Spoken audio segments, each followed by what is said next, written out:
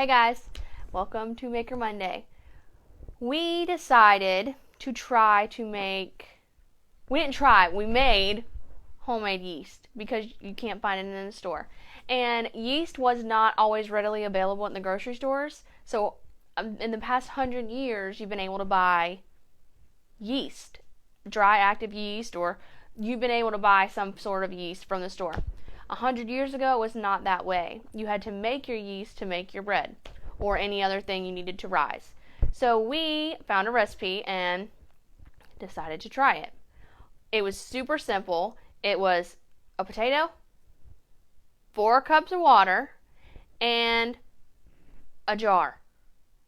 So what we did is you have to wash and peel the potato, put 4 cups of water in a pot, put the potato in there, bring it to a boil, make sure the potato is cooked all the way through to the center, and once that's done, you take the water, you're saving this water, put it into a container to cool.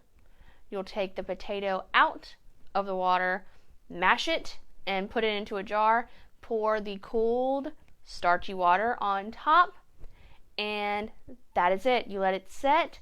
You can place a rag over it or leave it open on the counter for a couple days, and the yeast that is in the air will start multiplying in the jar that you have, and you have made yeast. And we will post the link to the bread and recipe that we made in the description, so you can follow that, or you can find another recipe that you would rather make with homemade yeast. I hope you guys like this video. We'll see you later. Bye. Hi guys, welcome to this edition of Maker Monday. As you can see, we're not in the library, we're actually in my home, so welcome to my kitchen. And you may see some intermingling between me and Miss Heather's kitchen as well. We both decided to try this project. As you know, right now, certain things are hard to find at the store.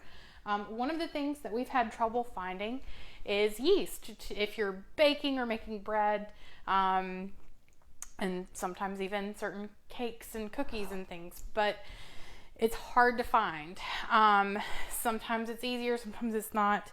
So we decided to try something that we actually originally saw posted on Facebook, which was how to make yeast out of potatoes and potato water. So this has been setting up for about 2 or 3 days, and this is mine. I know it looks yucky right now, but all these bubbles and this foam at the top means that there's yeast in here, wild yeast, and I'm going to attempt to make bread with the yeast that I grew. And so is Miss Heather, so you may see both of our attempts. So let's get started. I'm going to show you how to make this easy bread. All right, so I'm lucky enough that I have a mixer, so I'm going to use my mixer with a dough hook attachment. But if you don't, you can mix this by hand in a bowl. So the first thing you're going to need is 3 cups and 1/4 cup of flour. So I have my 2 measuring cups for my flour.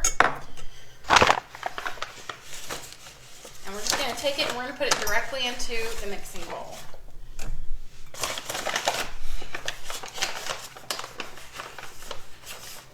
And you want to make sure that it's not a heaping cup, that it's flat. You can use your finger or you can use like the flat of a knife if you have one. But as you can see, very even on the top. Alright, so I have my flour in the bowl. This recipe also calls for a teaspoon of salt.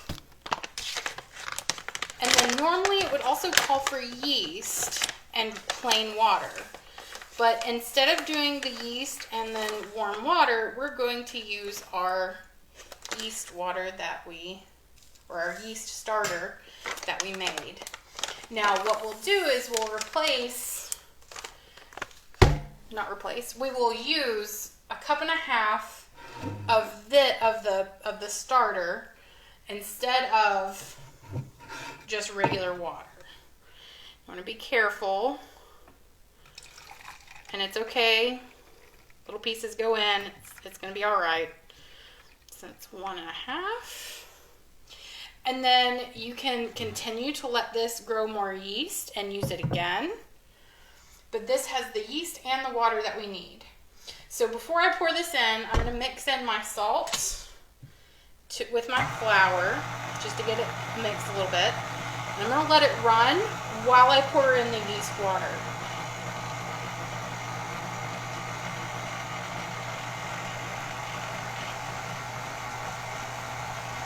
Now, the difference that I've read about using this yeast starter versus the traditional yeast that you can buy in the store is that when you let the dough rest and rise, it takes 2 to 3 times longer. So the yeast that we buy in the store is made for impatience. And this is not. You have to be really patient with this from everything that I've read. So I'm going to get this mixed together and then I'll show you our next step. Alright, so I'm going to show you what it should look like once it's all mixed in. And it actually, the whole thing stuck to the dough hook. I just kind of peeled it off. But it's going to be all incorporated. You may see some little bits around the edge, but there shouldn't be anything still on the bottom. And it's going to be really sticky. Okay? Now, I would suggest if you want to keep it in your mixing bowl, that's okay. But I would suggest putting it on a floured surface and lightly spraying your bowl so that when you're ready to pull it out and work with it, it's not all stuck to the bowl. I've made bread several times. I learned this the hard way. Trust me, you want to do it. You want to let this sit in a warm, dry place for the next couple of hours to let it rise. So that's what I'm going to do, and then I will come back and show you what it looks like when it is risen like it's supposed to. It should be 2 to 3 times the size of what it is now, which means it should come up to the middle, to somewhere between the middle and the top of my bowl. So from the bottom to somewhere around the middle. Alright, see you guys in a few hours. Alright, you guys, so I have some pictures for you that you should see as we come up. I checked my dough after 1 hour, 2 hours, and 3 hours.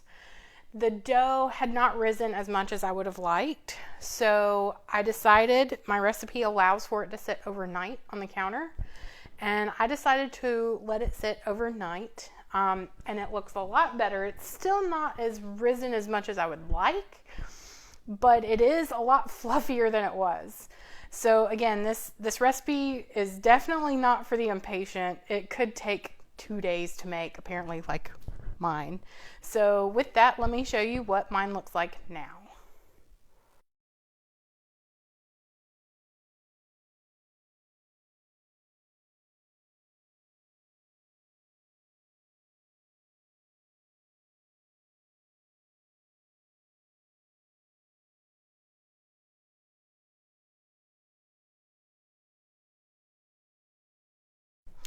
All right, so this is my dough after sitting overnight.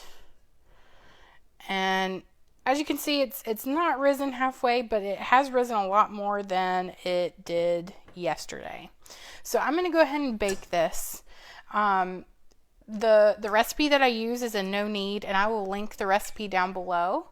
But it does suggest turning this out, sprinkling it with a little bit of flour, but not to knead it. You can fold it and shape it into your loaf, which I have a loaf pan. If you don't have a loaf pan, you can shape it into a round bread loaf and put it on a pan or in a big crockery dish that has a lid. Now, typically when I make this recipe, it calls for either a pizza stone or a big baking dish with a lid that you actually preheat in the oven before you put the dough inside of it. In this case, since I'm going to use my loaf pan, I'm not going to do that. I am going to preheat my oven though. So my oven needs to be at 450. And I like to put a little dish of water in the bottom of the oven. It helps with some of the steam. It makes the bread usually very moist and fluffy. But we will see how this turns out. So I'm going to sprinkle, if you don't, you can sprinkle just a little bit of flour. In my case, I'm going to use semolina flour. It's a little bit gritty, and it kind of gives the bottom of the crust a really good flavor. So I'm going to sprinkle that in the bottom of my pan, and then I'm going to go ahead and put my dough in the pan. So here we have, and you don't have to put a bunch, just enough to kind of coat the bottom. And it doesn't even have to be completely covered on the bottom. And whatever doesn't get stuck, get stuck to the bread itself will just stay in the pan once it's done. So as you can see, there it is in the bottom. And we're just going to turn our dough into the pan. I'm going to need some help because as you can see, it's stuck.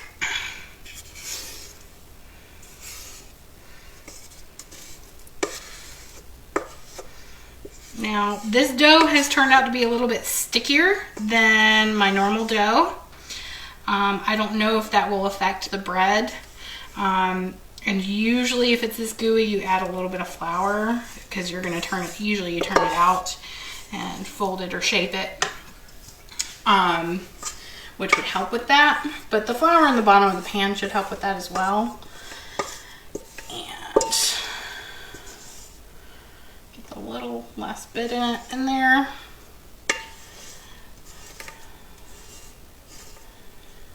All right, I think that's it. See if I can get it off my spoon. I have washed my hands just in case you were wondering. So,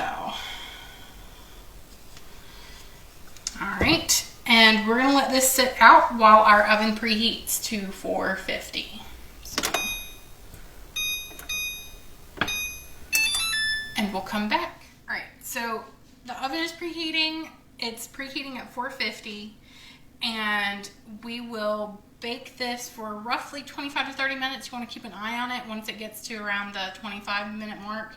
You don't want to open the oven, but you do want to turn on the light and look at it, make sure it's not burning. Sometimes it could take a little bit more time, just depending on the loaf of bread.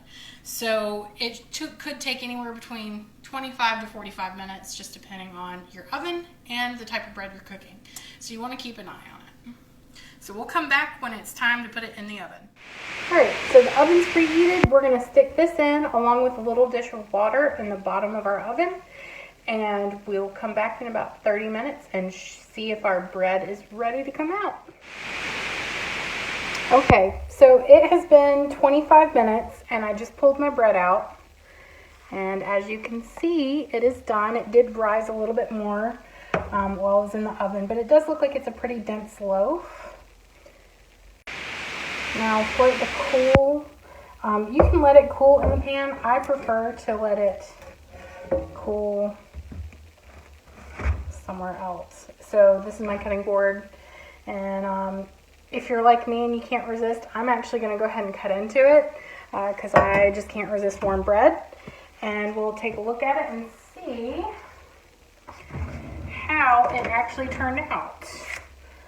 So it's not the size that you would get for bread, like for making sandwiches. You could make sandwiches, but they're going to be small pieces. It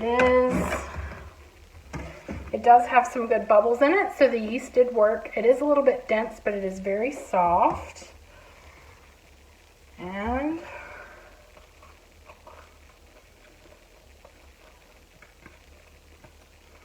it's really good. So, it did turn out. It turned out a lot better than I thought it would, but it did take overnight.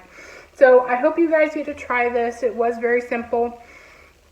There will be links to my bread recipe, Miss Heather's bread recipe, and how to make your yeast starter in the description. So, hope you guys enjoy, and let us know if you make this yourselves and how it turns out. See you later.